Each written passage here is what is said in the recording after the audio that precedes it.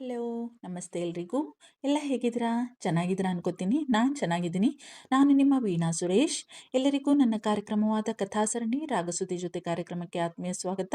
ನೋಡ್ತಾ ಇರೋರು, ಕೇಳ್ತಾ ಇರೋರು ಎಲ್ಲರೂ ತಪ್ಪದೆ ಸಬ್ಸ್ಕ್ರೈಬ್ ಮಾಡ್ಕೊಳ್ಳಿ. ಹಾಗೆ ಲೈಕ್ಸು ಕಮೆಂಟ್ಸು ಕೊಡೋದನ್ನು ಮರಿಬೇಡಿ ಪ್ಲೀಸ್. ಯಾವುದರಿಂದ ಯಾರಿಂದ ನಾನು ದೂರ ಓಡುತ್ತಿದ್ದೆನೋ ಅಲ್ಲಿಯೇ ಬಂದಿದ್ದೀನಿ. ಅವರ ಮುಂದೆಯೇ ನಿಂತಿದ್ದೀನಿ. ನನ್ನ ಹಣೆಯಲ್ಲಿ ಇದೇ ಬರೆದಿದೆ ಎಂದರೆ ಇದೇ ಆಗಲಿ ಎಂದುಕೊಂಡಳು ಮನಸ್ಸಿನಲ್ಲಿಯೇ. ಅದು ಇವತ್ತೇ ಸಂಜೆ ಶಿಫ್ಟ್ ಆಗ್ತೀವಿ ಸರ್, ಎಲ್ಲ ಕಂಡೀಷನ್ಗೂ ಒಪ್ಪಿದ್ದೀನಿ, ನೀವೇನು ವರಿ ಮಾಡ್ಕೋಬೇಡಿ ಎಂದವಳೇ ಅವನ ಕೈಯಿಂದ ಮಗುವನ್ನು ಮತ್ತೆ ತನ್ನ ತೆಕ್ಕೆಗೆ ತೆಗೆದುಕೊಂಡು ಸರಸರನೆ ತನ್ನ ಮುಂದೆಯೇ ಕಾಣಿಸುತ್ತಿದ್ದ ಬಾತ್ರೂಮಿನತ್ತ ಹೆಜ್ಜೆ ಹಾಕಿದ್ದಳು. ಅವನ ಮುಂದಿನ ಮಾತಿಗೂ ಕಾಯದೆ. ಅವಳು ತನ್ನ ಕಣ್ಣಳತೆಯಿಂದ ದೂರವಾಗುವವರೆಗೂ ಅತ್ತಲೇ ನೋಡುತ್ತಿದ್ದವನು ತಲೆ ಹತ್ತಿತ್ತ ಆಡಿಸಿ ತಿರುಗಿ ಕಾಟ್ ಹತ್ತಿರ ಬಂದು ಪ್ಯಾಂಟ್ ಧರಿಸಿ ರೂಮಿನಿಂದ ಹೊರನಡೆದಿದ್ದ. ವಾ, ಇದೆಂತ ಮಾರಯ್ಯಣ್ಣ, ನೀನು ಆಗಲೇ ಸ್ನಾನ ಮಾಡುಂಟಾ? ತಿಂಡಿ ತಿಂದ ಮೇಲಲ್ಲವಾ ನೀನು ಸ್ನಾನ ಮಾಡುವುದು ಮಾರಯ್ಯ, ಇವತ್ತು ಎಂತಕ್ಕೆ ಹಿಂಗೆ ಎಂದಿದ್ದ ಜಾನಿ ಅವನತ್ತ ನೋಡಿ. ಅದು ಬಿಡು, ನೀನು ಆ ಹುಡುಗಿಯನ್ನ ಯಾಕೆ ನನ್ನ ರೂಮಿಗೆ ಕಳಿಸಿದ್ದು? ಅದು ಒಬ್ಬಳನ್ನೇ? ಈಗಿನ ಕಾಲದಲ್ಲಿ ಯಾರನ್ನೂ ನಂಬೋ ಹಾಗಿಲ್ಲ ಅಂತ ಗೊತ್ತು ತಾನೆ ನಿನಗೆ ಎಂದಿದ್ದ ಆಯುಷ್. ನಿಜವಾದ ಕಾರಣ ಅದಲ್ಲ ಎನ್ನುವುದು ಅವನ ಮನಸ್ಸಿಗೆ ಹೃದಯಕ್ಕೆ ಗೊತ್ತಿತ್ತು. ಆದರೆ ಅದನ್ನು ಒಪ್ಪಿಕೊಳ್ಳಲು ರೆಡಿ ಇರಲಿಲ್ಲ ಅವನ ಬುದ್ಧಿ. ಅಣ್ಣ, ಎಂತ ಹೇಳ್ತಾ ಉಂಟು ಮಾರಯ್ಯ ನೀನು? ನೀನೇ ಅಲ್ಲವಾ ಮುಂದೆ ಹೇಳಬೇಕು ಎಂದುಕೊಂಡವನು ಮಹಡಿಯ ಮೆಟ್ಟಿಲ ಮೇಲೆ ತಮ್ಮನ್ನೇ ನೋಡುತ್ತಾ ನಿಂತಿದ್ದವಳನ್ನ ನೋಡಿ ಸುಮ್ಮನಾದ. ಏನೇ ಆದರೂ ಈ ಹುಡುಗಿ ಈ ಕೆಲಸ ಒಪ್ಕೋಬೇಕು, ನೀನು ಒಪ್ಪಿಸ್ಬೇಕು ಅಂದೋನು ನೀನೇ ಅಲ್ವಾ? ಮತ್ತೆ ಹುಡುಗಿಯ ಮೇಲೆ ನಂಬಿಕೆನೇ ಇಲ್ಲ ಯಾಕೆ ನಿಂಗೆ ಎಂದು ಕೇಳುವವನಿದ್ದ ಅವನು ಹುಡುಗಿಯನ್ನ ನೋಡಿ ಸುಮ್ಮನಾದ. ನಾಟ್ಯಾಳನ್ನ ಎತ್ತಿಕೊಂಡು ಮಹಡಿ ಇಳಿಯುತ್ತಿದ್ದ ಹುಡುಗಿಗೆ ಆಯುಷ್ನ ಮಾತು ಕಿವಿಗೆ ಬಿದ್ದು ಬಿಟ್ಟಿತ್ತು. ಯಾಕೋ ಸಹಿಸಲಾರದ ನೋವಾಗಿತ್ತು ಅವಳಿಗೆ. ಇಂತಹ ಮಾತುಗಳನ್ನ ಹುಟ್ಟಿದಾಗಿನಿಂದಲೂ ಕೇಳಿಸಿಕೊಂಡೇ ಅನ್ನಿಸಿಕೊಂಡೇ ಬೆಳೆದವಳು ಅವಳು. ಯಾವತ್ತೂ ಇಷ್ಟೊಂದು ನೋವಾಗಿರಲಿಲ್ಲ ಅವಳಿಗೆ. ಆದರೆ ಆಯುಷ್ನ ಬಾಯಿಯಿಂದ ಈ ಮಾತುಗಳನ್ನು ಕೇಳಿ ಕರುಳು ಕಿವುಚಿದಂತ ನೋವಾಗಿತ್ತು ಹುಡುಗಿಗೆ. ಯಾಕೆ ಅವಳಿಗೆ ಅರ್ಥವಾಗಲಿಲ್ಲ. ಕಣ್ಣೀರನ್ನ ಕಣ್ಣೊಳಗೆ ಇಂಗಿಸಿದ್ದಳು ಕುಂಕುಮ. ಏನೂ ಆಗದವಳಂತೆ ಕೆಳಗೆ ಬರತೊಡಗಿದ್ದಳು. ಜಾನಿಯ ನೋಟವನ್ನೇ ಅನುಸರಿಸಿದವನಿಗೆ ತಮ್ಮ ಕಡೆಗೆ ನೋಡುತ್ತಿದ್ದ ಹುಡುಗಿ ಕಂಡಿದ್ದಳು. ಅವಳ ಕಂಗಳಲ್ಲಿನ ಭಾವ ನೋಡಿ ಕಸಿವಿಸಿಯಾಗಿತ್ತು ಅವನಿಗೆ. ಏನಿದೆ ಹುಡುಗಿಯ ನೋಟದಲ್ಲಿ? ನೋವು, ವೇದನೆ, ದಿಗ್ಭ್ರಾಂತಿ? ಅರ್ಥವಾಗಲಿಲ್ಲ ಅವನಿಗೆ. ಅಂದರೆ ಹುಡುಗಿ ನಮ್ಮ ಮಾತುಗಳನ್ನು ಕೇಳಿಸಿಕೊಂಡಿದ್ದಾಳೆಯೇ? ಆತಂಕವಾಗಿತ್ತು ಯಾಕೋ ಅವನಿಗೆ. ತಲೆ ತಗ್ಗಿಸಿ ಹಣೆ ಒತ್ತಿಕೊಂಡಿದ್ದ ಆಯುಷ್ ಆಚಾರ್ಯ ಚಿಂತೆಯಿಂದ. ನಿಧಾನವಾಗಿ ಅವರತ್ತಲೇ ಬಂದಿದ್ದಳು ಕುಂಕುಮ ಮಗುವನ್ನ ಎತ್ತಿಕೊಂಡು. ಅದು ಸರ್, ನಾನು ಅಂಕಲ್ ರೂಮಿಗೆ ಹೋಗಲೇ? ಟೈಮ್ ಆಯ್ತಲ್ಲ. ಗೊಂಬೆ, ಅದೇ ಮಗುಗೆ ಏನಾದರೂ ತಿನ್ನಿಸೋದಿದ್ದರೆ ಕೊಡಿ, ನಾನು ತಿನ್ನಿಸಿ ಅಂಕಲ್ ರೂಮ್ಗೆ ಹೋಗ್ತೀನಿ. ಅವರಿಗೆ ಅರ್ಲಿ ಮಾರ್ನಿಂಗ್ ಸ್ವಲ್ಪ ಎಕ್ಸಸೈಸ್ ಮಾಡಿಸಿದ್ರೆ ಒಳ್ಳೆಯದು ಅಂತ ಅನ್ಕೊಂಡಿದ್ದೀನಿ ಎಂದಿದ್ದಳು ತನ್ನ ಧ್ವನಿಯಲ್ಲಿ ಯಾವ ವ್ಯತ್ಯಾಸವೂ ಇರದಂತೆ ಎಚ್ಚರ ವಹಿಸಿ ಜಾನಿಯತ್ತ ನೋಡುತ್ತಾ. ಅಪ್ಪಿತಪ್ಪಿಯೂ ಆಯುಷ್ ಆಚಾರ್ಯನತ್ತ ನೋಟ ಹರಿಸಲಿಲ್ಲ ಹುಡುಗಿ. ಅವಳನ್ನೇ ನೋಡುತ್ತಿದ್ದವನಿಗೆ ಕೋಪವೇರಿ ಬಿಟ್ಟಿತ್ತು ಅವಳ ವರ್ತನೆಯಿಂದ. ಏನಿವಳು, ನಾನೊಬ್ಬ ಇಲ್ಲಿ ಇದ್ದೀನಿ ಅನ್ನೋದೇ ಕಾಣಿಸ್ತಾ ಇಲ್ವೇನೋ ಇವಳಿಗೆ ಅನ್ನೋ ಹಾಗೆ ನಡ್ಕೋತಾ ಇದ್ದಾಳೆ. ಎಷ್ಟು ಪೊಗರು ಇರಬೇಡ ಹುಡುಗಿಗೆ. ಚೋಟುದ್ದ ಇಲ್ಲ, ನನಗೆ ಈ ಆಯುಷ್ ಆಚಾರ್ಯನಿಗೆ ಆಟಿಟ್ಯೂಡ್ ತೋರಿಸ್ತಾ ಇದ್ದಾಳೆ. ದವಡೆ ಬಿಗಿದಿದ್ದ ಕೋಪದಿಂದ. ಸರ್ರನೆ ಅವಳತ್ತ ಬಂದು ತನ್ನ ಮಗಳನ್ನ ತನ್ನ ಕೈಗೆ ತೆಗೆದುಕೊಂಡಿದ್ದ Ayush Acharya. No, not necessary. ನಾನು ನನ್ನ ಮಗಳಿಗೆ ತಿನ್ನಿಸ್ಕೋತೀನಿ, ನೀನು ಅದೇನ್ ಕೆಲಸ ಇದೆಯೋ ನೋಡ್ಕೋಬಹುದು ಎಂದ.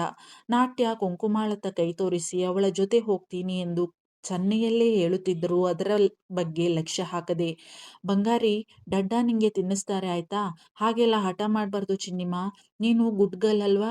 ನಿನ್ನ ಅಕ್ಕಂಗೆ ಬೇರೆ ಕೆಲಸ ಇದೆ ಬಂಗಾರಿ, ಆಮೇಲೆ ಅವಳ ಹತ್ರ ಹೋಗ್ಬೋದು, ಓಕೆನಾ? ಜಾಣೆ ನನ್ನ ಮಗಳು ಎಂದು ನಾಟ್ಯಾಳನ್ನ ರಮಿಸುತ್ತಿದ್ದ ಕಡೆಗಣ್ಣಿನಿಂದಲೇ ಹುಡುಗಿಯನ್ನ ಗಮನಿಸುತ್ತಾ ಆಯುಷ್ ಆಚಾರ್ಯ. ಹ್ಞೂ, ಒಂದೂ ಮಾತನಾಡಲಿಲ್ಲ ಅವಳು. ಅವನತ್ತ ನೋಡಲೂ ಇಲ್ಲ. ಅವನ ಮಾತುಗಳು ಅಷ್ಟು ನೋವು ನೀಡಿದ್ದವು ಹುಡುಗಿಗೆ. ಬಡವರು ಎಂದ ಮಾತ್ರಕ್ಕೆ ಅವರೆಲ್ಲರೂ ಕಳ್ಳರೇ, ವಂಚಕರೇ? ಹಾಗೆ ನೋಡಲು ಹೋದರೆ ಬಡವರಿಗೆ ಇರುವ ಸ್ವಾಭಿಮಾನ, ನಿಯತ್ತು, ಪ್ರಾಮಾಣಿಕತೆ ಶ್ರೀಮಂತರಲ್ಲಿ ಹುಡುಕಿದರೂ ಸಿಗುವುದಿಲ್ಲ. ನನ್ನ ಬಗ್ಗೆ ಈ ಮನುಷ್ಯ ಹಿಂಗೆಲ್ಲ ಯೋಚಿಸ್ತಾರೆ ಅನ್ನೋದು ನನಗೆ ತಿಳಿದೇ ಇಲ್ವಲ್ಲ. ಛೇ ಎಂದುಕೊಂಡಳು ಮನದಲ್ಲೇ ಹುಡುಗಿ. ಓಕೆ ಸರ್, ನಾನು ಅಂಕಲ್ ರೂಮಲ್ಲಿ ಇರ್ತೀನಿ ಎಂದವಳು ತಿರುಗಿ ನಡೆದೇ ಬಿಟ್ಟಿದ್ದಳು. ಅಷ್ಟು ದೂರ ಹೋದವಳನ್ನ ತಡೆದಿತ್ತು ಜಾನಿಯ ಧ್ವನಿ. ನೀವು ತಿಂಡಿ ತಿಂದುಕೊಂಡೇ ಹೊರಡಿ ಮಾರೇರೆ, ಇನ್ನೆಂತ ತಿಂಡಿ ರೆಡಿ ಉಂಟು ಎಂದಿದ್ದ. ಅಲ್ಲಿಯೇ ನಿಂತವಳು ಇತ್ತ ತಿರುಗದೆ, ಇಲ್ಲ ಸರ್, ನನಗೆ ತಿಂಡಿ ಏನು ಬೇಡ. ತಿಂಡಿ, ಊಟ ಕೊಡಬೇಕು ಅನ್ನೋದು ಅಗ್ರಿಮೆಂಟಲ್ಲೇನೂ ಬರ್ದಿಲ್ಲ ಅಲ್ವಾ? ಏನೂ ಪರವಾಗಿಲ್ಲ. ಹಾಂ, ಅಂಕಲ್‌ಗೆ ಕೊಡೋ ಹಾಗಿದ್ರೆ ಕೊಡಿ, ನಾನೇ ತಗೊಂಡು ಹೋಗ್ತೀನಿ ಎಂದಿದ್ದಳು ಕುಂಕುಮ. ಬೇಡ ಬೇಡ ಮಾರಾಯರೇ, ಅಪ್ಪ ಅವರ ತಿಂಡಿಗೆ ಇನ್ನೂ ತಡ ಉಂಟು. ಇಷ್ಟು ಬೇಗ ಅವರು ತಿನ್ನುವುದಿಲ್ಲ. ನಾನೇ ತರ್ತೇನೆ ಆಯ್ತಾ? ಹಾಗಾದರೆ ನೀವು ಹೋಗಿ ಎಂದಿದ್ದ ಜಾನಿ. ಸರಿ ಎಂಬಂತೆ ತಲೆಯಾಡಿಸಿ ಸರಸರನೆ ನಡೆದು ಬಿಟ್ಟಿದ್ದಳು ಕುಂಕುಮ. ಒಂದು ಕ್ಷಣವೂ ಅಲ್ಲಿ ನಿಲ್ಲಲು ಮನಸ್ಸು ಬರಲಿಲ್ಲ ಅವಳಿಗೆ. ಅವಳು ಹೋದ ದಾರಿಯನ್ನೇ ಕಣ್ಣು ಸಂಕುಚಿಸಿ ನೋಡಿದ್ದ ಆಯುಷ್ ಆಚಾರ್ಯ. ನನ್ನ ಮಾತು ಹುಡುಗಿಗೆ ನೋವು ನೀಡಿರಬಹುದೇ, ಆದರೆ ನನ್ನ ಮನಸ್ಸಿನಲ್ಲಿ ಇರುವುದು ಆ ಭಾವನೆ ಅಲ್ಲ. ಬಟ್ ಅದು ಅವಳಿಗೆ ಹೇಗೆ ತಿಳಿಯಲು ಸಾಧ್ಯ? ತಿಳಿಯಕೂಡದು ಯಾವತ್ತೂ ಕೂಡ. ಅದು ಸ್ವತಃ ನನಗೇ ಇಷ್ಟವಿಲ್ಲ ಎಂದುಕೊಂಡು ತಲೆ ಅತ್ತಿತ್ತ ಆಡಿಸಿದ್ದ. ಕಮಾನ್ ಬಂಗಾರಿ, ಲೆಟ್ಸ್ ಗೋ. ನಿಂಗೆ ತಿಂಡಿ ಕೊಡ್ತಾರೆ ಜಾನಿ ಅಂಕಲ್, ತಿನ್ನಿಸಿ ಆಮೇಲೆ ತಾತನನ್ನ ಮಾತಾಡಿಸಿ ಡಡ್ಡ ಹೋಗ್ಬೇಕಲ್ವಾ ಆಫೀಸ್ಗೆ. ನೀನು ನಾಳೆ ಸ್ಕೂಲ್ಗೆ ಹೋಗ್ಬೋದೇನೋ. ಏನೋ ನೋಡೋಣ, ನಡಿ ನಡಿ ಎನ್ನುತ್ತಾ ಮಗಳನ್ನ ಎತ್ತಿಕೊಂಡು ಡೈನಿಂಗ್ ಹಾಲ್ನತ್ತ ನಡೆದಿದ್ದ. ಅವನ ಹಿಂದೆಯೇ ಜಾನಿ ಕೂಡ ನಡೆದಿದ್ದ. ಹೋಗಿದ್ದೇನೋ ನಿಜ ಹುಡುಗಿ, ಆದರೆ ಆ ಅರಮನೆಯಲ್ಲಿ ಮಿಸ್ಟರ್ ಆಚಾರ್ಯ ಅವರ ರೂಮನ್ನ ಹುಡುಕಬೇಕಲ್ಲ. ಸ್ವಲ್ಪ ದೂರ ಬಂದವಳು ಸುತ್ತಲೇ ನೋಡುತ್ತಾ ಎಲ್ಲಿ ಏನಿದೆ ಎಂದೇ ಅರ್ಥವಾಗದೆ ದಿಗ್ಭ್ರಾಂತಳಾಗಿ ನಿಂತು ಬಿಟ್ಟಿದ್ದಳು. దేవుడా, ಇದೆಲ್ಲದೇ ಅಂಕಲ್ ರೂಮು ಅಂತಾನೆ ಅರ್ಥ ಆಯ್ತಾ ಇಲ್ವಲ್ಲ ಈ ಸಾಮ್ರಾಜ್ಯದಲ್ಲಿ. ಅಲ್ಲ, ಆ ಆಸಾಮಿ ಆದ್ರೂ ಬರಬಾರ್ದ ನನ್ನ ಜೊತೆಗೆ? ನಾನೇನಾರ ಮೊದಲೇ ಬಂದಿದ್ದೀನಾ, ನೋಡಿದ್ದೀನಾ ಈ ಅರಮನೆನ? ನನ್ಗೆಂತ ಗುರ್ತು ಸಿಗ್ಬೇಕು ಆ ರೂಮ್ದು? ಥತ್, ಏನ್ ಮಾಡೋದು ನಾನೀಗ? ಎರಡೂ ಸೊಂಟದ ಮೇಲೆ ಕೈ ಇಟ್ಟು ಸೋತವಳಂತೆ ತಲೆ ತಗ್ಗಿಸಿ ನಿಂತು ಬಿಟ್ಟಿದ್ದಳು ಹುಡುಗಿ. ಮಗಳಿಗೆ ತಿನ್ನಿಸಲು ಕುಳಿತವನಿಗೆ ಯಾಕೋ ಅನ್ನಿಸಿತು, ಹುಡುಗಿ ನಿನ್ನೆ ತಾನೇ ಬಂದಿದ್ದೆ ಇಲ್ಲಿ, ಅದ್ಹೇಗೆ ಡ್ಯಾಡಿ ರೂಮ್ ಹುಡುಕಿಕೊಂಡು ಹೋಗ್ತಾಳೆ ಇಷ್ಟು ದೊಡ್ಡ ಮನೆಯಲ್ಲಿ ಎಂದು. ತಕ್ಷಣ, ಜಾನಿ, ನಾನು ಏನೋ ಬೇಕು ಅದನ್ನ ಹಾಕಿಸ್ಕೊಂಡು ತಿನ್ನಿಸ್ತೀನಿ ಬಂಗಾರಿಗೆ. ನೀನು ಆ ಹುಡುಗಿ ಡ್ಯಾಡಿ ರೂಮಿಗೆ ಹೋಗಿದಾಳ್ವೋ ಇಲ್ವೋ ನೋಡು ಹೋಗು ಎಂದಿದ್ದ ಆಯುಷ್. ಅವನನ್ನೇ ಕಣ್ಣು ಸಂಕುಚಿಸಿ ನೋಡಿದ್ದ ಜಾನಿ. ಎಂತ ಮಾರಾಯ ಅಣ್ಣ ನೀನು? ನಿನಗೆ ಆ ಹುಡುಗಿಯ ಮೇಲೆ ಅನುಮಾನವಾ? ಎಂತ ಜನ ನೀನು ಮಾರಾಯ? ಅಲ್ಲ, ನೀನೇ ಅಲ್ಲವಾ ಅವಳನ್ನು ಇಲ್ಲಿ ಕೆಲಸಕ್ಕೆ ಬೇಕೇ ಬೇಕು ಅಂತ ಹೇಳಿ ಸೇರಿಸಿದ್ದು? ಮತ್ತೆಂತ ಮಂಡಿ ಬಿಸಿ ಮಾರಾಯ ನಿಂದು ಎಂದಿದ್ದ ತಲೆಕೆಟ್ಟು. ಅದನ್ನ ಆಮೇಲೆ ಹೇಳ್ತೀನಿ, ನೀನು ಹೋಗು ಮೊದಲು ಎಂದು ಅವನನ್ನ ಕಳುಹಿಸಿದ್ದ ಅಲ್ಲಿಂದ. ಸರಿ ಎಂಬಂತೆ ತಲೆಯಾಡಿಸಿ ಸರಿದು ಹೋಗಿದ್ದ ಜಾನಿ. ಈ ಅಣ್ಣಂಗೆಂತ ಮಂಡೆ ಸರಿ ಇಲ್ಲವಾ ಅಂತ ಅನುಮಾನ ಬರ್ತಾ ಉಂಟು ನನಗೆ. ಎಂತ ಹೇಳ್ತಾನೋ ಎಂತ ಮಾಡ್ತಾನೋ ನನಗಂತೂ ತಲೆ ಬುಡ ಅರ್ಥ ಆಗ್ತಾ ಇಲ್ಲ ಮಾರಾಯ ಎಂದು ಗೊಣಗುತ್ತಲೇ ಬಂದವನಿಗೆ ದೂರದಲ್ಲಿ ನಿಂತಿದ್ದ ಹುಡುಗಿ ಕಣ್ಣಿಗೆ ಬಿದ್ದಿದ್ದಳು. ವಾ, ಇದೆಂತ, ಇನ್ನೂ ಇಲ್ಲೇ ನಿಂತುಂಟಲ್ಲ ಈ ಹುಡುಗಿ. ಅಪ್ಪ ಅವರ ರೂಮಿಗಲ್ಲವಾ ಇದು ಹೋಗಬೇಕಾಗಿದ್ದು ಎಂದು ಗೊಣಗಿಕೊಂಡು ಅವಳತ್ತ ಸರಸರನೆ ನಡೆದಿದ್ದ ಜಾನಿ. ಹೋಯ್, ಎಂತ ಆಯ್ತು ಮಾರೇರೆ, ಎಂತಕ್ಕೆ ಅಲ್ಲಿಯೇ ನಿಂತುಂಟು ನೀವು ಎಂದಿದ್ದ ಜಾನಿ ಕುಂಕುಮಾಳತ್ತ ನೋಡಿ. ಬೆಚ್ಚಿ ಅವನತ್ತ ನೋಡಿದ್ದಳು ಹುಡುಗಿ. ಸದ್ಯ ದೇವ್ರು ದೊಡ್ಡೋನು, ಈ ವಯ್ಯ ಆದ್ರೂ ಬಂದ್ರಲ್ಲ ಬದಿಕಂಡೆ ಎಂದುಕೊಂಡು ಅವನತ್ತ ಸರಸರನೆ ನಡೆದಿದ್ದಳು ಸಮಾಧಾನದಿಂದ ಕುಂಕುಮ. ಅದು ನನಗೆ ಅಂಕಲ್ ರೂಮ್ ಎಲ್ಲಿದೆ ಅಂತ ಗೊತ್ತಾಯ್ತಾ ಇಲ್ಲ. ಅದು ನಾನು ಈ ಅರಮನೆಗೆ ಅಂದರೆ ಮನೆಗೆ ಹೊಸಬಳಲ್ವಾ, ಎಲ್ಲೆಲ್ಲಿ ಏನೇನಿದೆ ಅಂತ ಗೊತ್ತಾಗೋಕೆ ಸ್ವಲ್ಪ ದಿನ ಹಿಡಿಸುತ್ತೆ ಎಂದಿದ್ದಳು ಕೈ ಕೈ ಹಿಸುಕುತ್ತಾ ಸಂಕೋಚದಿಂದ ಹುಡುಗಿ. ವಾ, ಅದಕ್ಕೆ ಮತ್ತೆ ಅಣ್ಣ ನನ್ನ ಇಲ್ಲಿ ಹೋಗು ಅಂತೇಳಿ ಕಳಿಸಿದ್ದು ಅನ್ನಿಸ್ತಾ ಉಂಟು ಈಗ ನನಗೆ ಮಾರಾಯ ಎಂದಿದ್ದ ಜಾನಿ. ಅವನ ಮಾತು ಕೇಳಿ ಆಶ್ಚರ್ಯದಿಂದ ಅವನ ಮುಖ ನೋಡಿದ್ದಳು ಕುಂಕುಮ. ಏನಂದ್ರು ಇವರು? ಸಾಮ್ರಾಟರು ಇವರನ್ನ ಇಲ್ಲಿ ಕಳಿಸಿದ್ದ? ಆದ್ರೆ ಯಾಕೆ? ಹ, ನನ್ನ ಮೇಲಿನ ಕಾಳಜಿಯಿಂದ ಅಂತೂ ಖಂಡಿತ ಅಲ್ಲ. ಅದೇನೋ ಹೇಳ್ತಾ ಇದ್ರಲ್ಲ ಆಗ್ಲೇಯ, ಯಾರನ್ನೂ ನಂಬಾರ್ದು ಅಂತವ. ಎಲ್ಲೋ ಭಯ ಆಗಿರ್ಬೇಕು ದೊರೆಗೆ, ಅವರ ಅರಮನೆನ ದರೋಡೆ ಮಾಡ್ಕೊಂಡು ಹೋಗ್ಬಿಡ್ತೀನಿ ನಾನು ಅಂತವ. ಅದಕ್ಕೇಯ ಇವರನ್ನ ಕಳ್ಸವ್ರೆ ನನ್ನ ಕಾಯಕ್ಕೆ ಅನ್ನಿಸ್ತದೆ ಎಂದುಕೊಂಡು ತಲೆ ಅತ್ತಿತ್ತ ಆಡಿಸಿದಳು ಒಂದು ಥರದ ವ್ಯಂಗ್ಯವಾಗಿ ನಕ್ಕು. ಯಾಕೆ ಹೀಗೆ ಇಲ್ಲಿಯೇ ನಿಂತಿದ್ದು ನೀವು? ಗೊತ್ತಾಗಲಿಲ್ಲ ಅಂದರೆ ಅಲ್ಲಿಯೇ ಮತ್ತೆ ಬರಬಹುದಿತ್ತಲ್ಲವಾ? ಪಾಪ, ಹೊಸಬರಿಗೆ ಒಂದು ಸಲಕ್ಕೆ ಅರ್ಥ ಆಗುವುದು ಕಷ್ಟ ಉಂಟು ಬಿಡಿ. ಅದಕ್ಕೆ ಮತ್ತೆ ಅಣ್ಣ ನನ್ನ ಕಳಿಸಿದ್ದು. ಅವನಿಗೆ ಗೊತ್ತುಂಟು ಹಿಂಗೇ ಆಗ್ತದೆ ಅಂತ. ನನ್ನ ತಲೆಗೆ ಹೊಳೆಯಲೇ ಇಲ್ಲ ಮಾರೇರೆ. ಆಗಲೇ ನಿಮ್ಮ ಸಂಗಡ ನಾನೇ ಬಂದಿದ್ದರೆ ನೀವು ಹೀಗೆ ಪರದಾಡುವುದು ತಪ್ಪುತ್ತಿತ್ತು ಅಲ್ಲವೋ ಎಂದಿದ್ದ ತನ್ನ ತಾನು ಬೈದುಕೊಂಡು ಜಾನಿ. ಏನೂ ಪರವಾಗಿಲ್ಲ ಸರ್, ನನ್ನ ತಲೆಗೆ ಬರಲಿಲ್ಲ ಈ ವಿಷಯ.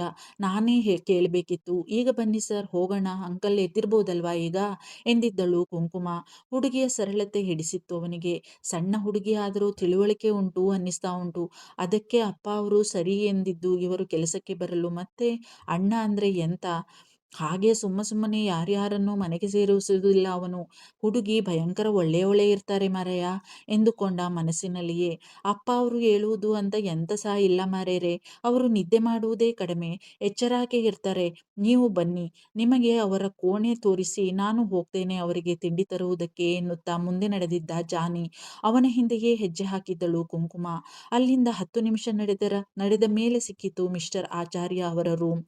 ಸುತ್ತಲಿನ ಅರಮನೆಯ ವೈಭವವನ್ನ, ಅಂದವನ್ನ ಕಣ್ಣಲ್ಲಿ ತುಂಬಿಕೊಳ್ಳುತ್ತಲೇ ನಡೆದಿದ್ದಳು ಹುಡುಗಿ.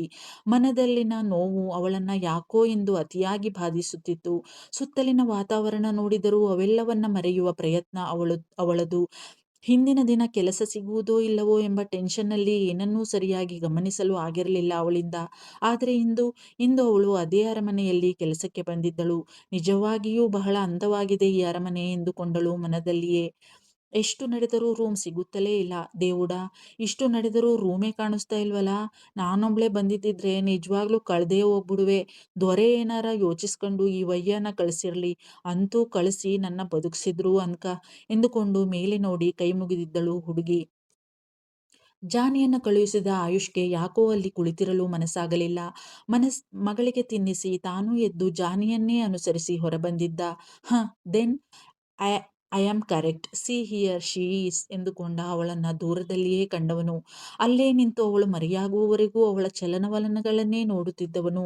ಅವಳು ಕಣ್ಣಳತೆಯಿಂದ ದೂರ ಸರಿದಾಗ, ನಾನ್ ಸೆನ್ಸ್ ಗರ್ಲ್, ಯಾವಾಗ್ಲೂ ಏನಾದ್ರೂ ಮಾತಾಡ್ತಾನೇ ಇರ್ತಾಳೆ, ಮೇಲೆ ನೋಡಿಕೊಂಡು ಕೈ ಮುಗಿಯುತ್ತಲೇ ಇರ್ತಾಳೆ. ಇವಳ ಬಾಯಿ ಒಂದು ಕ್ಷಣವೂ ಸುಮ್ಮನೆ ಇರಲ್ಲ ಅನ್ಸುತ್ತೆ ಎಂದುಕೊಂಡು ಅತ್ತಿತ್ತ ತಲೆಯಾಡಿಸಿ ತನಗೆ ಅವಳ ಮೂಕಭಾಷೆಯಲ್ಲಿಯೇ ಏನನ್ನೋ ಹೇಳಲು ಪ್ರಯತ್ನಿಸುತ್ತಿದ್ದ ತನ್ನ ಮಗಳತ್ತ ದೃಷ್ಟಿ ಹರಿಸಿದ್ದ ಆಯುಷ್ ಆಚಾರ್ಯ. ಯಾಕೋ ಬಂಗಾರಿ, ಏನು? ಓ, ನೀನು ಹೋಗ್ಬೇಕಾ ಅಲ್ಲಿ? ಇರು ಚಿನ್ನಿಮ್ಮ, ಡಡ್ಡ ತಿಂಡಿ ತಿಂದು ಕರ್ಕೊಂಡೋಗ್ತೀನಿ ಆಯ್ತಾ? ನೋಡು, ತಾತ ಅಲ್ಲಿವರೆಗೂ ತಿಂಡಿ ತಿಂದು ಫ್ರೆಶ್ ಅಪ್ ಆಗಿ ಕೂತಿರ್ತಾರೆ. ನಾವು ಹೋಗಿ ತಾತನ ಮಾತಾಡ್ಸೋಣ, ಓಕೆ? ಗುಡ್ ಗರ್ಲ್ ಎಂದು ಮಗಳನ್ನ ಮುದ್ದಿಸಿ ಡೈನಿಂಗ್ ಹಾಲ್ನತ್ತ ನಡೆದಿದ್ದ ಮತ್ತೆ ಆಯುಷ್ ಆಚಾರ್ಯ. ಅಲ್ಲಿ ಕಾಣ್ತಾ ಉಂಟಲ್ಲ, ಅದೇ ಅಪ್ಪ ಅವರ ರೂಮು. ಇನ್ನು ನೀವು ಹೋಗುತ್ತೀರಲ್ಲವೋ, ನಾನು ಹೋಗ್ತೇನೆ ಆಯ್ತಾ ಎಂದಿದ್ದ ಜಾನಿ. ಹಾ ಸರ್, ಗೊತ್ತಾಯ್ತು ನನಗೆ. ಇನ್ನು ನಾನೇ ಹೋಗ್ತೀನಿ. ಸಾರಿ ಸರ್, ನಿಮ್ಗೆ ತೊಂದರೆ ಕೊಟ್ಟೆ. ನಾಳೆ ಒಂದಿನ ಹಿಂಗೇ ಬಂದು ನನಗೆ ತೋರಿಸ್ಬಿಡಿ, ಮತ್ತೆ ನಿಮ್ಗೆ ತೊಂದರೆ ಕೊಡಲ್ಲ. Sorry once again sir, and thank you sir ಎಂದಿದ್ದಳು ಹುಡುಗಿ ಸಂಕೋಚದಿಂದ. ಎಂತ ಇದು, ಎಂತ ಮಾತಾಡ್ತಾ ಉಂಟು ಮಾರೇರೆ ನೀವು? ಇದು ನನ್ನ ಕರ್ತವ್ಯ ಅಲ್ಲವೋ? ಇದಕ್ಕೆ ಎಂತಕ್ಕೆ ಸಾರಿ ಕೇಳುವುದು, ಥ್ಯಾಂಕ್ಸ್ ಹೇಳುವುದು ನೀವು? ಎಂತ ಸಹ ಪರವಾಗಿಲ್ಲ ಮಾರೇರೆ. ನಿಮಗೆ ದಿನವೂ ಬೇಕಾದರೆ ನಾನೇ ರೂಮು ತೋರಿಸ್ತೇನೆ ಆಯ್ತಾ? ಈಗ ನೀವು ಹೋಗಿ ಎಂದಿದ್ದ ಜಾನಿ. ತಾನು ಹಿಂದೆ ತಿರುಗಿ ನಡೆಯುತ್ತಾ ಮುಗುಳ್ನಕ್ಕೂ ರೂಮಿನ ಬಾಗಿಲು ತೆರೆದಿದ್ದಳು ಕುಂಕುಮ.